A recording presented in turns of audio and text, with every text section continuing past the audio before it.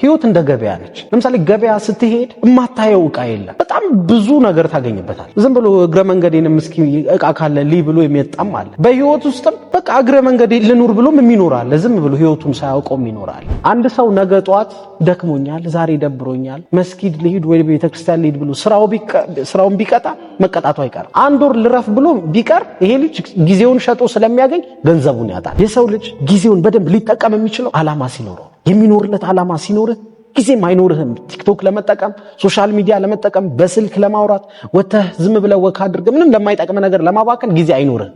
ነፃነት ያለው ሰው ማለት ጊዜውን የሚጠቀም ነው። ግን ጊዜውን የማይጠቀም ሰው ማለት የስሜቱ ባሪያ ነው። እኔ ልንገርህ አንድ ነገር፣ አንድ ሰው የሚቀየረው በሁለት መንገድ ነው። አንደኛው በድንገት ነው፣ ሁለተኛው በሂደት ነው።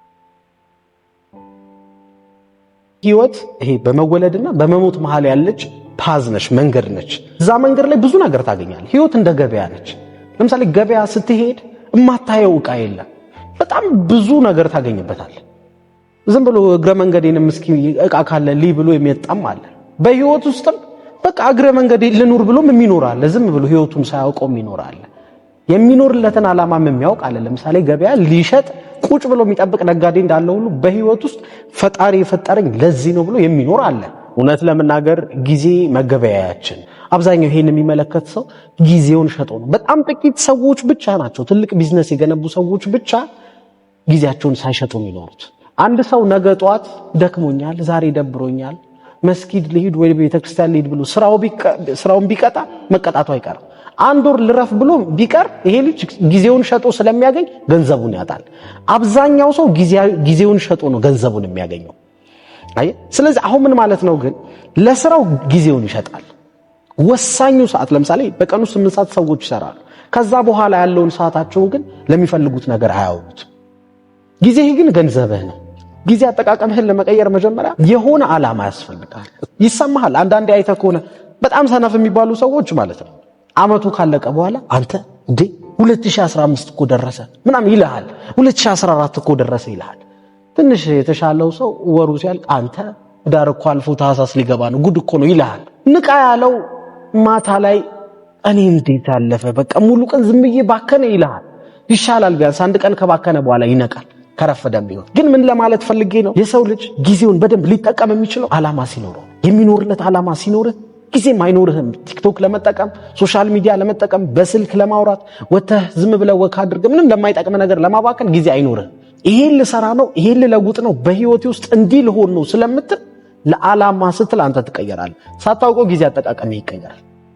አንዳንድ ጊዜ አይተህ ከሆነ በጣም ኢምፖርታንት የሆነ ጉዳይ ሲኖርህ፣ በጣም የሚጠቅም ጉዳይ ሲኖርህ እኮ ሙሉ ጊዜህን እዛ ነገር ላይ ትሞትበታል። አሁን ሰርግ ቢሆን የዛሬ ሳምንት እሑድ ብዙ ነገር ትሮጣል። አዳራሽ አለብኝ፣ ኧረ እንደዚህ የሚዜ ልብስና መኪና ትላለህ።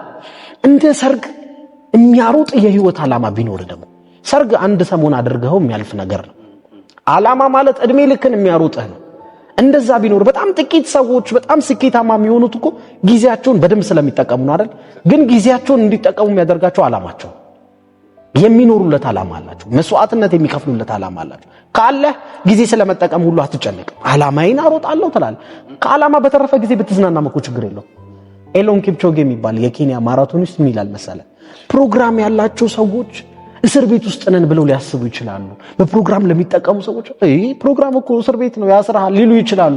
አይደለም፣ ፕሮግራም ሲኖርህ ነፃነት ነው የሚሰጥህ። ምክንያቱም ስትዝናና ራሱ ከልብ ነው የምትዝናናው። ስራዬን ሰርቻለሁ፣ አንብቤያለሁ፣ የሚጠበቅብኝ ልዝናና ብለህ ነፃውነት ትዝናናለህ። አንዳንድ አይተህ ከሆነ ስትዝናና አይጨንቅህም። አንዳንድ ወይኔ ያን ስራ ሳልጨርሰው እንዲሰራ ትላለህ። ብዙ የቤት ስራ አስቀምጠህ ነው የምትዝናናው።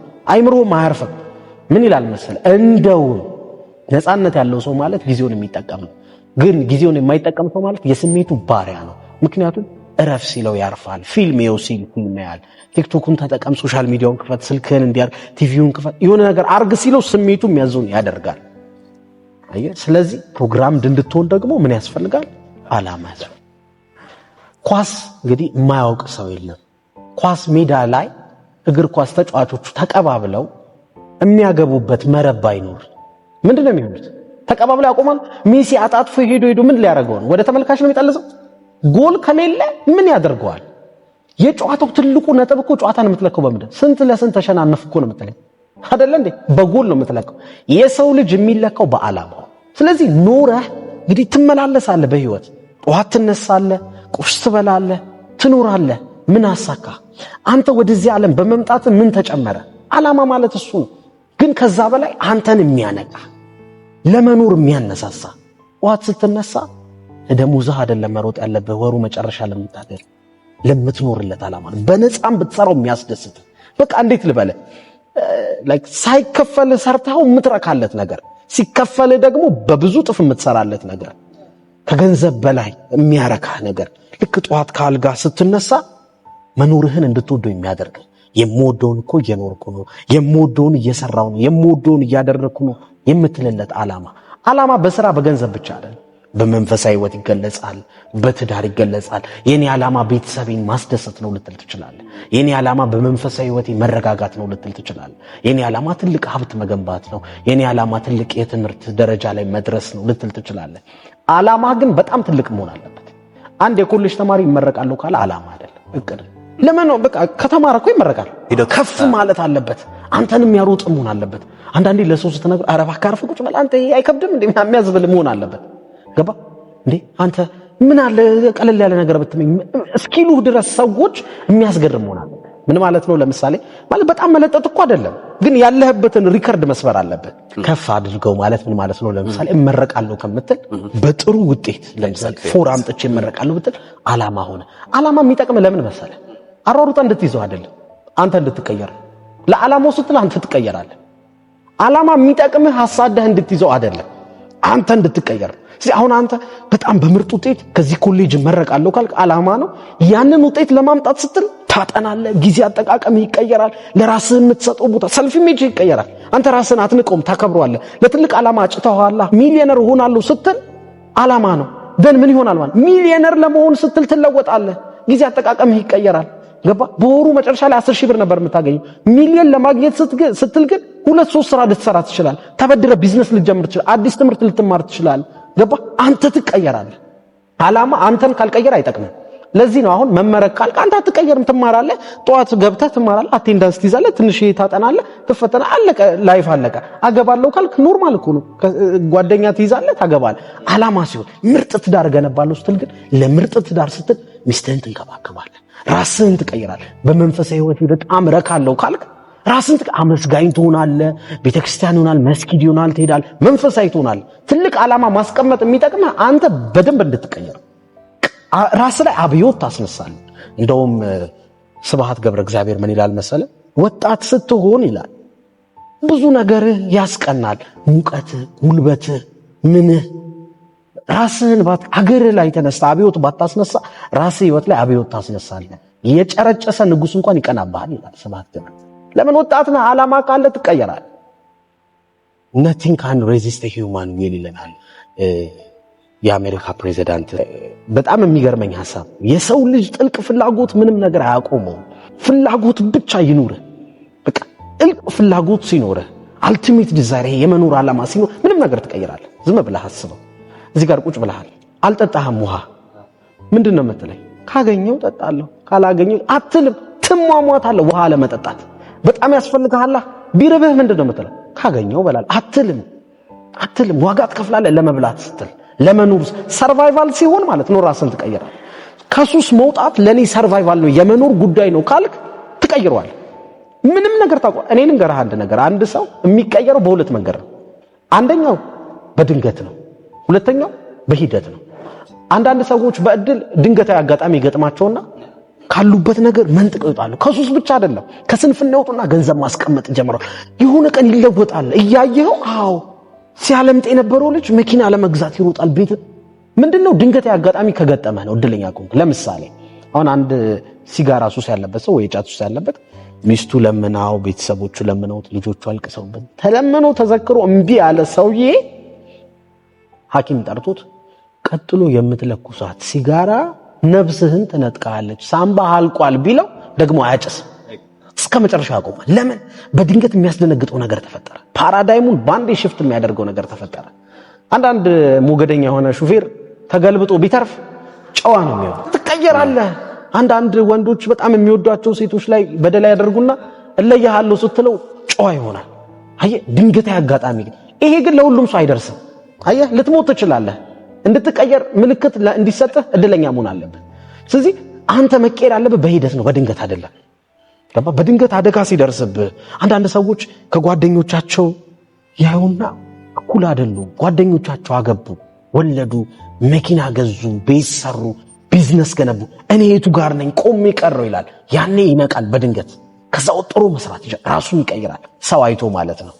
ግን ይሄ ልጅ ጓደኞቹ ባይቀየሩስ ቆሞ ይቀራል ማለት ነው። ስለዚህ በሂደት ግን መቀየር ማለት ወዴት እየሄድኩ ነው ብለህ ራስን መጠየቅ። ይህን የሚመለከት ሰው ቤት ውስጥ ትልቅ ዓላማ ይኖረዋል፣ ፍላጎት ይኖረዋል። በስራው፣ በትምህርቱ፣ በኑሮ፣ በመንፈሳዊ ራሱን መቀየር ይፈልጋል። መኖር ብቻ በቂ አይደለም፣ ግን ብዙ መሰናክል ይገጥመሃል። ልታሳካ ስትሞክር የሆነ ነገር ለሱ ዋጋ የምትከፍል ከሆነ የምትሟሟት ከሆነ በቃ ጀግና ነህ። ከውጭዎቹ በጣም አይምሮ ውስጥ የቀሩ ብዙ ሰዎች አሉ። አንዱን ልጥቀስልህ። ለምሳሌ ይህ ሰውዬ ምን ይላል መሰለ? የኔ ትልቁ ህልሜ አለ ግማሹን እድሜን ገንዘብ መሰብሰብ ነው፣ ዝም ብዬ መሰብሰብ ነው። የቀረውን ግማሹን እድሜን ደግሞ ገንዘቡን መበተን ነው ለጥሩ ዓላማ አለ ማለት ነው። እና ያስቃል፣ ትንሽዬ ዓላማም ይመስላል፣ ግን እሱ ከልቡ ነበረ። በቃ ገንዘብ መሰብሰብ ነው አለ። ዝም ብሎ ገንዘብ መሰብሰብ ጀመረ፣ መስራት ጀመረ። ብታምነኝም ባታምነኝም በወቅቱ የምድራችን ቁጥር 1 ሀብታም ነበር። በወቅቱ ብቻ አይደለም፣ አሁን ፕሮጀክት ቢደረግ ገንዘቡ ቢሰራ አሁንም ቁጥር 1 ይሆናል። ይሄ ሰውዬ አንድሪው ካርኔጌ ይባላል። ካርኔጌ ስቲል ፋክትሪ የሚባል ትልቅ ካምፓኒ አለ፣ የብረት አምራች የሆነ ካምፓኒ አለ። እንደውም አሜሪካን ሁ ቢልት አሜሪካ ከሚባሉ ሰዎች አሜሪካን የገነቧት 5-6 ሰዎች ናቸው ከሚባል አንዱ እሱ ነው። ይሄ ሰውዬ መጨረሻ ላይ የገነባው ሀብት በጣም የሚያስደነግጥ ነው፣ ለዓላማው ሲል ማለት ነው። ከዛ በኋላ ግን ገንዘቤን መበተን ብሎ ነበረ። ለመልካም ዓላማ በተነው፣ ለመልካም ማለት ነው። ያልገነባው ኤንጂኦ የለም። አሜሪካን ውስጥ ያሉ የተለያዩ ከተሞች ላይ ዩኒቨርሲቲዎች ላይ ብትሄድ በየኢንስቲትዩት በሱ ስም ያልተከፈተ ይሄ ኢንስቲትዩት ፋውንዴሽኖች ዓለም ላይ እስካሁን ድረስ የሱ ገንዘብ ይንቀሳቀሳል ነው። በጣም ይገርመኝ። ኢንዱስትሪያሊስት ነው። በዛ ዘመን የተነሳ አሜሪካን የቀየረ ነውና እሱ በጣም ኢንስፓየር ያደርገኛል። እኔ ሰዎች በተለያየ መንገድ ተስፋ ሊቆርጡ ይችላሉ። እኔ ዋና ነው ብዬ የማስበው ነገር የምንኖረው ወይ ትላንትን ነው ወይ ነገን ነው። ለምሳሌ በቀን ውስጥ ከምናስባቸው ሐሳቦች አብዛኛዎቹ ስለ ትላንት ናቸው። ወይ ቁጭት ነው፣ ስለ ትላንት አስብ፣ እንዲህ ባረክ ኖሮ ወይኔ ምናምን እያልክ ነው። ወይ ደግሞ እንዲህ ቢሆን ኖሮ፣ እንዲህ ቢፈጠር ኖሮ፣ ያስከፋህን የጨነቀህን ብቻ አለው። ይሄ ትካዜ፣ ቁጭት፣ መጥፎ ስሜት አለው ስለ ትላንት። አብዛኛው የቀን ሐሳብህ ማለት ግማሹ ደግሞ ስለ ነገር እንዲህ ቢሆን እኮ፣ እንዲህ ቢሳካ እኮ፣ እንዲህ ደግሞ መጥፎም ሊሆን ይችላል። ቢበላሽብኝ ስጋት፣ ፍርሃት ምናምን ሊሆን ይችላል። ወይ ደግሞ ተስፋ ሊሆን ይችላል ስለ ነገ ስታስብ። አብዛኛው ሰው ተስፋ የሚቆርጠው ትላንትና ነገን ያገናኝና ትላንት ተበላሽቷል፣ ነገም ይበላሻል፣ ዛሬ መኖሬ ምንም አይጠቅም። ነገም የተበላሸ ነው። የትላንትን መንገድ እየተጓዝኩት ነው። ትላንት እሳት ውስጥ ነበርኩ፣ ነገም እሳት ውስጥ እገባለሁ፣ ለምን እኖራለሁ ብሎ ራሱን ያጠፋል። በጣም ብዙ ሰው። አንዳንድ ሰዎች ያው በድንገት አጋጣሚ ተስፋ ቆርጠው ራሳቸውን ሊያጠፉ ይችላሉ፣ ባልጠበቁት አጋጣሚ። ግን የአብዛኛው ሰው የተስፋ መቁረጥ ምክንያት የትላንትን መስታወታይና ነገም እኮ እንዲህ ነው የሚሆነው ብሎ ዛሬን መኖር ያስጥላል፣ ዛሬን መኖር ያቆማል። ስለዚህ እኔ አሁን የመጀመሪያው ለሰዎች ተስፋ ለቆረጡ፣ ላዘኑ፣ ይሄን ለሚመለከቱ ሰዎች በደንብ እንዲያስቡበት የምፈልገው ነገር ነገን ስታስቡት ምንድን ነው የሚሰማችሁ? በተቻላችሁ አቅም ይሄን የሚመለከት ሰው ነገውን መቀየር ይችላል። መቀየር የሚችለው የመጀመሪያው የሰው ልጅ ሐሳቡን በመቀየር። ሁሉም ነገርህን የሚቆጣጠረው መጀመሪያ ሐሳብ ነው። ቶት ማሽን ነው የሚቀይርህ፣ የሚያስነሳ ቶት ሐሳብ ነው። ልክ ሐሳብህ ለምሳሌ ይኸውልህ፣ አሁን አንተ ምንም በሌለ ነገር ነገ ትሞታለህ ብትባል ሐሳቡ ብቻ ማንም አላለህም ተባልኩኝ ብለህ ብታስብ በአንድ ጊዜ ስሜት ይቀየራል። አዎ ነገ በጣም የምትፈልገው ነገር ታሳካለህ። ነገ ሎተሪ ይደርሳል ደግሞ ብትባል በአንዴ በሐሳብ ብቻ ደስተኛ ትሆናለህ። ሐሳብ ስሜትን ይቆጣጠረዋል ማለት ነው። ስሜትን ከፍም ዝቅም የሚያደርገው ሐሳብ ነው ማለት። ስለዚህ ብልጥ የሆነ ሰው ምን ያስባል ማለት ነው? ጥሩ ነገር ያስባል። በቃ ነገ በጣም ምርጥ ይሆናል፣ እኔ የምፈልገው ነገር ይሳካል። ከቻልክ ግልጹን እኔ በጣም ደስ የሚል የትዳር ህይወት፣ የቢዝነስ ህይወት፣ መንፈሳዊ ህይወት ይኖረኛል ብለህ ግልጽ ሁን። ከዛ ምን ታደርጋለህ? አስበው፣ ይሳካል ብለህ ልክ ማሰብ ስትጀምር ወይ ነገሮች ይቀየሩ ብለህ ማሰብ ስትጀምር ስሜት ይቀየራል። ኢሞሽን በጣም ወሳኝ ነገር ነው። ስሜት ሲቀየር ነገሮች ላይ ትበረታለህ። አይተህ ከሆነ ልክ ጠዋት ስትነሳ ጥሩ ስሜት ላይ ከሆንክ ቀንህ ያምራል። ከሰዎች ጋር ፒስ ነህ፣ ተጫውተህ ምናምን ነው ስራ። የደበረ ቀንስ ትዘጋቸዋለህ፣ አይጥምህም፣ የሚወራው የምትሰማው ደስ አይልም። ስሜት ወሳኝ ነው ማለት ልክ ስሜትህ ምርጥ ሲሆን ወደ ተግባር ትገባለህ። በጣም ወሳኙ ተግባር ነው። አየህ ተግባርህን ግን የሚቆጣጠረው ስሜትህ ነው። ስሜትህን የሚቆጣጠረው ደግሞ ሐሳብህ ነው። ስለዚህ ልክ ወደ ተግባር ገባህ ማለት አየህ ህይወትህን መቀየር ትጀምራለህ። ስራው ይሰራል፣ አሪፍ ሙድ ላይ ትገባለህ። ያ ተግባርህ ከተደጋገመ በየቀኑ ካደረከው ምን ይሆናል? ጸባይ ልማድ ይሆናል። ያ ልማድ ሲደጋገም ጸባይ ይሆናል። ያ ጸባይ ማንነት ይፈጥራል፣ አንተን ይፈጥራል። እሱ እኮ ደስተኛ ነው ትባላለህ። እሱ እኮ ተስፈኛ ነው፣ እሱ እኮ ይለፋል፣ እሱ እኮ የተግባር ሰው ነው ትባላለህ። ማንነትህ መዳረሻህን ይሰጣል፣ ዴስቲኔሽንህን አየህ ወደ ተራራው ያወጣል። ስለዚህ ተራራው ላይ ለመውጣት መጀመሪያ የተራራውን ጫፍ አስበው በደንብ። ከዛ ወደ ተራራው ጫፍ እንደምትወጣ እያሰብክ መንቀሳቀስ ጀምር፣ ስሜትህ ይቀየራል። የተግባር ሰው ትሆናለህ። በራስህ ማመን ትጀምራለህ። በቃ በአንድ ጊዜ በራስ መተማመንህ ይጨምራል። ትልቁ ነጥብ ግን ምንድነው? ሐሳብ ነው። ስለዚህ ለምታስበው አስብ ማለት ስሜት ተግባር ድርጊትህ ማለት ነው። ልማድህ ይሆናል፣ ህይወትህን ይቀጥላል። አንድ ነገር በነገራችን ላይ ማመን ያለብህ የሌለውን ነው። ያለውንማ ማመን ማረጋገጥ ነው። ማየት ማመን ነው ይባላል በተለምዶ። ማየት ማረጋገጥ ነው። ማመን ያለብህ ያላየኸውን ነው። ቢግን with the end in mind ማለት እኮ እሱ ነው። በአይምሮ ጨርሰው በተግባር ጀምረው። ስለዚህ በአይምሮ መጨረስ ማለት የምትፈልገውን ነገር ማሰብ። በቃ በሌለ ነገር መጀመር ትችላለህ፣ ማሰብ ትችላለህ። ሐሳብን ህይወትህን የሚቀየር አንድ ሪሰርች ሳደርግ ያስተዋልኩትን ነገር ልንገርህ። አብዛኞቹ በጣም ስኬታማ የሚባሉት አብዛኞቹ ገንዘብ መሰብሰብ የሚጀምሩት ሚሊዮነር መሆን የሚጀምሩት ወይም የሚነቁት ከ35 ዓመታቸው በኋላ ነው። በቃ ይነቃል ወንድ ልጅ ከ30። ለምንድን ነው ግን ስትል ስላገባ ነው። ሲያገባ ልጅ ሲወልድ ምን ይላል? እንዴ ሚስቴ እኮ አለች፣ እንዴ ልጅ አለኝ እኮ ምን ልሆን ነው ሲል ይጠነክራል፣ ይነቃል፣ በቃ ይባንናል። ወንድ ልጅ ከ35 በፊት የማይነቃበት ትልቁ ምክንያት አንደኛው ምንድነው? ለሴቶች ለመዝናኛ አይምሮ ውስጥ የሆነ ቦታ አለው። ስለዚህ ፎከስ አድርጎ ገንዘብ አያሳድድም። ፎከስ አድርጎ ዓላማውን አያሮጥም። በቃ ለመዝናናት ያስባል፣ ከጓደኞቹ ጋር ሴቶች ለመጋበዝ ዴት ለማድረግ ምናምን ሲል ገንዘቡን ማጥፋቱ አይቀርም። ልክ ግን ሲያገባ አንዲት ሴት ቦታውን ትቆጣጠረዋለች። ስለዚህ ሌሎች ሴቶች አያስብም፣ መዝናኛን አያስብም፣ ትዳር ገባ። ልጅ ሲመጣ ደግሞ በቃ ከባድ ነገር ነው። ስለዚህ ፎከስ ያደርጋል። የሚያደርገው ምንድነው? ልጅ አለኝ፣ ሚስት አለኝ፣ ቤቴ የሴት ሐሳብ የለብኝም፣ ገንዘብን ማሮጥ አለብኝ፣ ራሴን መቀየር አለብኝ። አብዛኛው ሰው ነው ማለት ኢትዮጵያ ውስጥም ልታይ ትችላል። 35 በኋላ ነው መኪና የሚገዙት፣ ቤት የሚሰ አሁን ይሄን የሚመለከት ሰው ግን ግዴታ 35 ዓመት እስኪሞላ እንዳጠብቅ ካሁኑ ዓላማ አስቀምጥ። ያ ሰው እንደነቀው አሁን ንቃ። ዲፋይናይትነስ ኦፍ ፐርፐዝ ይኖርህ ነው። በቃ አሁን ምን ማለት ነው? በቃ ያ ሰው በ35 ዓመቱ የነቀው ምን ሲል ነው? አንድ ዓላማ ያስፈልገኛል፣ ዓላማዬን አሩጬ ገንዘብ ሰርቼ ለቤተሰቤ እተርፋለሁ ነው አይደል? አሁን አንተ 20 ዓመት ከሆነ ይሄን የሚመለከተው አሁን አንተ 30 ዓመት ከሆነ 40ም ገብተህ ሊሆን ይችላል። አላቅስ ማስቀመጥ ያለብህ ዓላማ አለ። በቃ ማተኮር ያለብህ ለሱ መሞት ያለብህ በጎን ያቺ ሴት ልትመጣ ትችላለች። በነገራችን ላይ ይሄን ለሚመለከት ሰው ዓላማ ላለው ሰው ሁሉም ነገር በጣም ቀላል ነው። ምን ማለት ይመስላል? ዓላማ ሲኖርህ ይሁን የምትሮጥለት የምትባንነት ነገር ካለ ገንዘብ ጭራ ነው ይከተላል። የሚያደንቁ ሰዎች ጭራ ናቸው ይከተላሉ። ትዳሩ፣ ይሄ ሴቱ ምኑ የምትለው ነገር በሙሉ ሌክቸር በሙሉ ይከተላል ዓላማ ሲኖርህ። በነገራችን ላይ ዓላማ ከሌለህም ሰው አይወድህም። ዓላማ ሲኖርህ ትጠነክራለህ። ጠንካራ ካልሆንክ ሰዎች አይፈልጉህም። ማንም እንዲሁ ሊወድህ አይችልም። በነገራችን ላይ እንዲሁ ሊወድህ የሚችለው ፈጣሪ ብቻ ነው። ዓላማ ሲኖርህ ግን አንተ ትቀየራለህ፣ ትጠነክራለህ፣ ህይወትህን ትቀይራለህ፣ ትባንናለህ። ያኔ ሰዎች እሱ እኮ በጣም ጠንካራ ነው ዓላማ አለው ይሏል። ጊዜ የለህማ አንተ ለማይረባ ነገር የምታጠፈው ጊዜ የለ። ዓላማ አለ፣ የምትሮጥለት ነገር አለ። ሰዎች አይንቁም፣ ያከብሩሃል። አየህ እንዲሁ ግን ማንም አይወድህም። ስለዚህ ወንዶች የሚነቁት በ35 ዓመታቸው ዓላማ ስለሚያገኙ ነው። ትዳር የሚባል ነገር ያነቃቸዋል። ለዛ ነውና ይሄን የሚመለከት ሰው ካሁኑ እንደ 35 ዓመት ሰው ያስብ። ኤኒ ታይም ቢያገባ እድሜ ሊከለክለው አይችልም። እንደውም እኔ እውነቱን ስነግርህ ካጠናሁት ጥናት ያስተዋልኩት ነገር በጣም ሰክሰስፉል የምትላቸው ሰዎች እርሊን ያገቡት። እንደውም ሃይ ስኩል ስዊት ሀርታቸውን ያገቡት፣ የሃይ ስኩል ገርል ፍሬንዳቸው ወይ የካምፓስ ምናምን ነው ያገቡት፣ በልጅነታቸው ነው ያገቡት። ዋረን በፌት፣ እነ ቢል ጌትስ፣ ሪቻርድ ብራንሰን የፌስቡኩ እሱ በሙሉ በጣም ሂውጅ የምትላቸው ፐርሰናሊቲዎች ቀደም ብለው ነው ያገቡት። እንደውም አንዱ ቢሊየነር አንዲት ጋዜጠኛ ስትጠይቀው በስንት ያገባሁት በ22 ዓመቴ ነው በ23 ዓመቴ ነው አላት። ደነገጠና ጋዜጠኛው እንዴ ምን ማለት ነው በ22 አልቸኮልክም አለ። ብችል አለ ቀደም ል ነበር አለ። ለምን ይመስልሃል? የሰጠው ብስለት አለ፣ ያነቀው። በቃ ትነቃለህ፣ ፎከስ ታደርጋለህ። ካለች ነው አሁን እኮ ተራሩጣ አግባ አይደለም። ካለች ግን ምክንያት አታስቀምጥ። ይሄን ሳገኝ አትበል። እንደውም ከሷ ጋር ሆነ ደስተኛ ስትሆን በ10 ዓመት የምታሳካውን በ1 ዓመት ልታሳካው ትችላለህ። አታውቅም። ግን ምን ማለት መሰለ ምክንያት እንዳይሆነ ነው፣ እንቅፋት እንዳይሆነ። እማላገባው እወዳታለሁ ባገባት ደስ ይላል፣ እማላገባው ገንዘብ ስለሌለኝ ነው ከምትል ሼር እናደርጋለን ከሷ ጋር ሆኜ ዓላማዬን አሳካለሁ ብትል እንደውም ትፈጥናለህ ነው ማለት።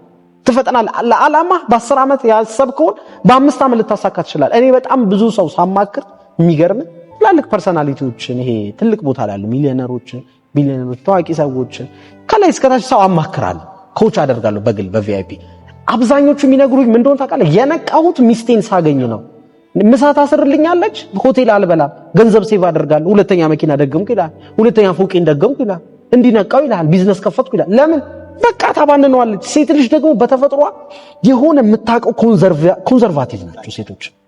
ወንድ ልጅ ደግሞ አባካይ ነው በብዙ ነገር፣ በገንዘብ ብቻ በጊዜ በጊዜ ትገባለህ ሚስት ሲኖርህ። ስለዚህ ገንዘብ አትወጣም፣ ማታ አትጠጣም። አየህ፣ በብዙ ነገር ይይዝሃል። ግን ያንተ አረዳድ ያንተ አመለካከት ግን ይወስነዋል። ብዙ ጊዜ የሚፈልገውን ነገር የሚያውቅ ሰው የሚያጣቸውን ነገሮች ለአድቫንቴጁ ነው የሚጠቀም። በአንተ ጥፋት ካልሆነ ያ ሰው ከሄደ አምልጦ ከሄደ ምን ታደርጓለህ? በተለይ እየለመንከው እምቢ ብሎ ከሄደ ያ ሰው እየለመንካት እምቢ ብላ ከሄደች የሆነ ቀን ብትመጣ እንኳን ወደ ህይወትህ የምታስገባት መድረክ ላይ እንድትወጣ አይደለም። ትኬት ቁርጣ ቁጭ ብላ ያመለጣትን እንድታይ ነው አንተ መድረክ ላይ ሆነ። ገብቶሃል? ስለዚህ ዓላማ ሲኖር ግን ያ ሰው አያመልጥህ። በተፈጥሮ ሞት ልታጣ ትችላለህ። በተለያየ ምክንያት ሰዎችን ልታጣቸው ትችላለህ። ግን እውነቱን ስነግርህ ሁልጊዜም እንዳስቀመጥክ የምታገኘው ስቃይ የተነሳኸውን ፎቶ ዓላማህንና ፈጣሪህ ነው። ስለዚህ ሰዎችን እንዳስቀመጥክ አታገኛቸውም። በህይወትም በምንም ሊክዱህም ይችላሉ፣ ሳይሞቱ ጀርባ ሊሰጡ ይችላሉ። ከሰዎች ብዙ መጠበቅ የለብህም። አየህ፣ በህይወት ስትኖር ሰዎች አኗኗሪዎችህ ናቸው። ያንተ ኑሮ ዓላማ ከፈጣሪ ጋር ያለህ ግንኙነት ነው ያንተ ኑሮ። ሁላችንም እኔ ስሞት እኮ ከኔ ጋር አብሮኝ የሚቀበር የለም። የፈለገ ቢወደኝ ገብቷል። ምንም ይዤም አልሄድም። ራቁቴን እንደመጣው ራቁቴን ነው የምሄደው። አንተ መጣበቅ ያለብህ ከፈጣሪና ከዓላማህ ጋር ገባ። ግን አትዘን ማለት አይደለም። አዝነህ ግን መጽናናት አለብህ። ተስፋ እስከ መቁረጥ ድረስ መድረስ የለብህ። ስለዚህ እኔ እውነት ለመናገር ይሄን የሚመለከት ሰው አገሩ እስክትቀየር መጠበቅ የለበትም። አገራትን የቀየሩት ህዝቦች አይደሉም፣ ባይዘው ግለሰቦች ናቸው። ጥቂት ሰዎች ናቸው ዓለምን የቀየሩት። ግን ምንድነው ህዝብን አስተባብረው ነው ዓለምን የቀየሩት። ለምሳሌ አሜሪካንን 5-4 ሰዎች በትልቅ ኢንዱስትሪ ገንብተው ቀየሯት ይባላል። ኢንዱስትሪው ሲገነቡ ህዝቦችን ቀጥረው ነው፣ አሰርተው ነው። ስለዚህ አሁን አንድ ሰው ምን ማለት አለበት ማለት አገሬ መቀየር አለባት አይበለ፣ ራሱን ይቀየር። አንተ ከተቀየርክ ለብዙ ሰዎች ትተርፋለህ። 3-4 ሰው ልትቀጥር ትችላለህ፣ ትንሽ የቢዝነስ ከፍተህ። እነዛ 3 ሰዎች ግን እቤታቸው ገብተው የሚያስተዳድሩት ቤተሰብ አለ።